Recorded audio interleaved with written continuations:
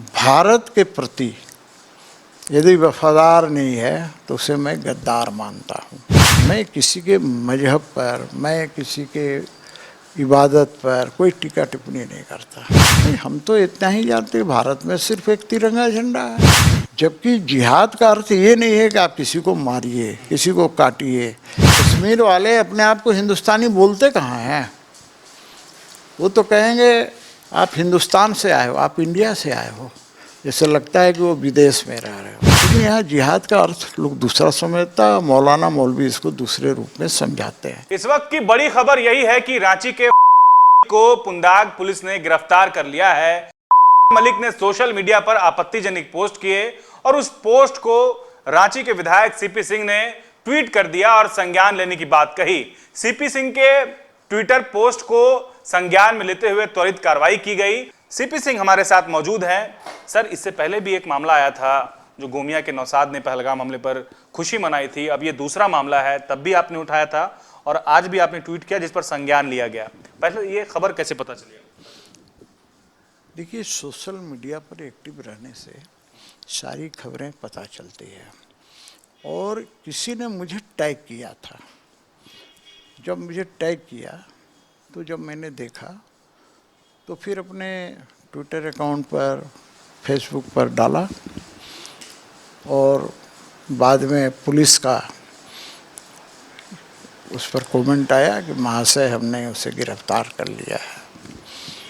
तो मैं ये कह रहा हूँ कि पहले भी जो बोकारो ज़िला के गोमिया वाली जो नौशाद की बात थी, उसने भी पहलगाम हमले पर खुशी जाहिर की थी और थैंक यू कहा था। मेरा ये कहना है कि भाई ऐसे तत्व जो अपने देश के प्रति ही वफादार नहीं है, देश के खिलाफत करते हैं, तो ऐसे लोगों को समाज में रहने का कोई अधिकार नहीं है। और कम से कम मेरे जैसा व्यक्ति तो इसको बर्दाश्त नहीं करता है। मैं किसी के मजहब पर, मैं किसी के इबादत पर कोई टीका टिप्पणी नहीं करता। भाई, सबको अपने अपने मजहब के अनुसार पूजा करने का अधिकार है, इबादत करने का अधिकार है। लेकिन भारत के प्रति यदि वफादार नहीं है तो उसे मैं गद्दार मानता हूँ, चाहे कोई हो। तो सवाल यहाँ ये है कि भाई, जो मैंने देखा कि भाई आप गजवा-ए हिंद की बात करते हो, आप जैसे सीरिया वगैरह में, इराक में झंडे होते हैं, आप वैसे झंडे लगाते हो। भाई, हम तो इतना ही जानते हैं भारत में सिर्फ एक तिरंगा झंडा है। हम सब तिरंगा झंडा को प्रणाम करते हैं, सलाम करते हैं। तो तिरंगा हमारी आन बान और शान है। तो आप तिरंगे के अलावा कोई और झंडा लगाइएगा, आप गजवा-ए हिंद की बात कीजिएगा, तो ये सब चीज़ें आती कहाँ से हैं? ये सब चीज़ें मदरसे से आती है, जहाँ पर दिन की पढ़ाई के नाम पर आतंकवाद की पढ़ाई की जाती है। तो ये बर्दाश्त से बाहर है और इसीलिए मैंने ट्वीट किया और इसको प्रधानमंत्री, गृह मंत्री, हेमंत सोरेन जी, पुलिस, सबको मैंने टैग किया। और मुझे खुशी है इस बात का कि वो गिरफ्तार हो गया और बाल सुधार गृह में सुना है कि उसे भेज दिया गया है, क्योंकि वो नाबालिग है। भाई, नाबालिग हो या बालिग हो, प्रश्न ये नहीं है। नाबालिग है और उसके मन में ये भाव, मैं तो पहले भी देख चुका हूँ। सच्ची घटना है कि किसी कार्यक्रम में मैं गया था किसी मोहल्ले में, जहाँ एक ही समुदाय के लोग थे। तो एक 4 वर्ष का बच्चा जब नारा लगा कि हिंदुस्तान जिंदाबाद, तो 4 वर्ष का बच्चा बोलता है पाकिस्तान जिंदाबाद। तो उसके जो पिताजी थे उसका मुंह बंद कर लिए। तो मैं कह रहा हूँ, ये सब चीज़ें आती कहाँ से आती है? ये मानसिकता कहाँ से आती है? ये कट्टरपंथी मानसिकता जो है ना, ये जिहादी मानसिकता जो है, ये गलत है। देखिए, जिहाद को लोग गलत अर्थों में लेता है, जबकि जिहाद का अर्थ ये नहीं है कि आप किसी को मारिए, किसी को काटिए। जिहाद का अर्थ है कि साहब आप अपनी बुराइयों से लड़िए, आपके अंदर का जो बुराइयां हैं उसको निकालिए। लेकिन यहाँ जिहाद का अर्थ लोग दूसरा समझता है, मौलाना मौलवी इसको दूसरे रूप में समझाते हैं, जिसके कारण आज हमारे बच्चे गुमराह हो रहे हैं। तो मैं यही कहूँगा उन बच्चों को, उनके गार्जियंस को भी बोलूँगा कि वे अपने बच्चों को आप सरकारी स्कूलों में पढ़ाएं, वहाँ साइंस पढ़ाएं, डॉक्टरी पढ़ाएं, वहाँ बच्चा आपका अच्छा करे, इस दिशा में प्रयास होना चाहिए। न कि मदरसे में उन्हें भेजकर और आतंकवादी पढ़ाई उन्हें हो, ये अच्छी बात नहीं है। और मैं ये भी कहूँगा कि सरकार के पैसे से मदरसे चलते हैं, यानी टैक्स पेयर के पैसे से मदरसे के अंदर यदि इस तरह की पढ़ाई होती है तो उसकी जांच होनी चाहिए, कार्रवाई होनी चाहिए। और ये चीज़ें उत्तर प्रदेश, असम, उत्तराखंड वगैरह में चल रही है। मदरसे वैसे नष्ट हो रहे हैं, बहुत अनधिकृत मदरसे चल रहे हैं। भाई मदरसे का भी एक, मदरसे और मदरसे में पढ़ाई करने वालों का भी एक स्टैंडर्ड तो होना ही चाहिए।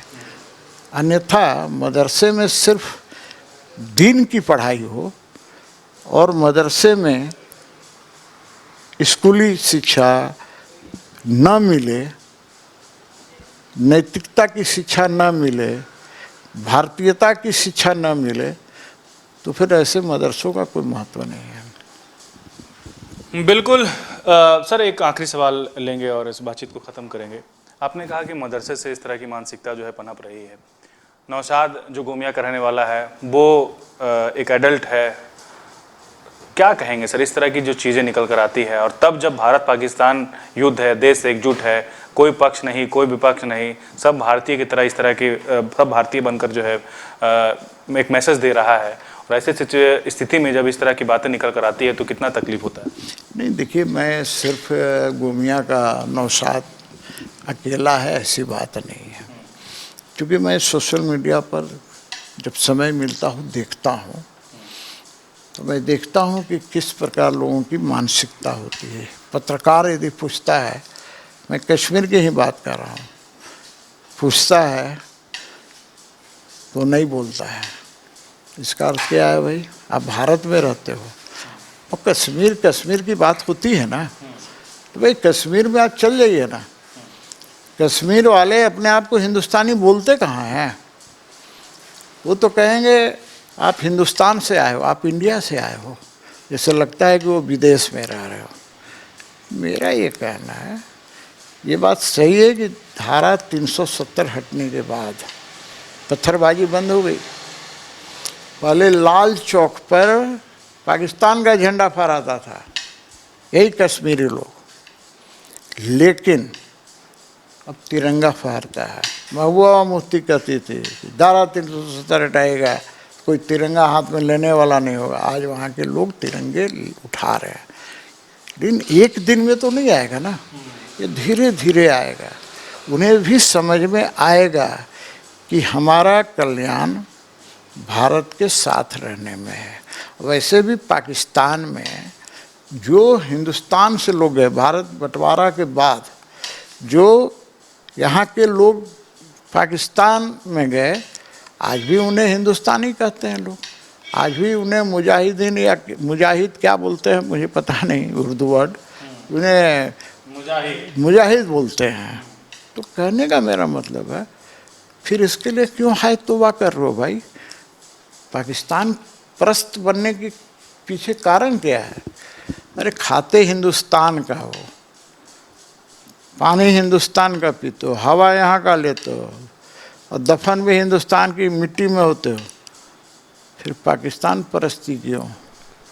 भारत माता की जय बोलने में शर्म क्यों आती है?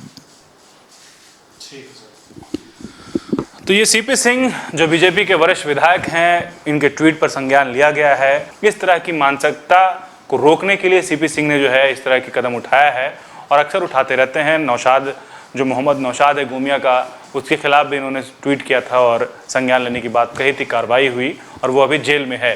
तो फिलहाल भारत पाक में जो है तनाव की स्थिति बनी हुई है, ऐसे में देश एकजुटता दिखा रहा है, तो हम सबको भारतीय बनकर जो है अपने सेना का हौसला बढ़ाना चाहिए, देश हित में बात करनी चाहिए, बजाय कि इस तरह की आपत्तिजनक पोस्ट, सोशल मीडिया पर भड़काऊ पोस्ट या फिर उन्मादी पोस्ट बोल दें।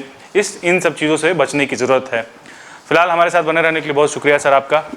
देखते रहिए न्यूज़ 11 डिजिटल। कैमरे के पीछे हेमंत है और मैं अल्ताफ सिद्दीकी हूँ रांची के लिए।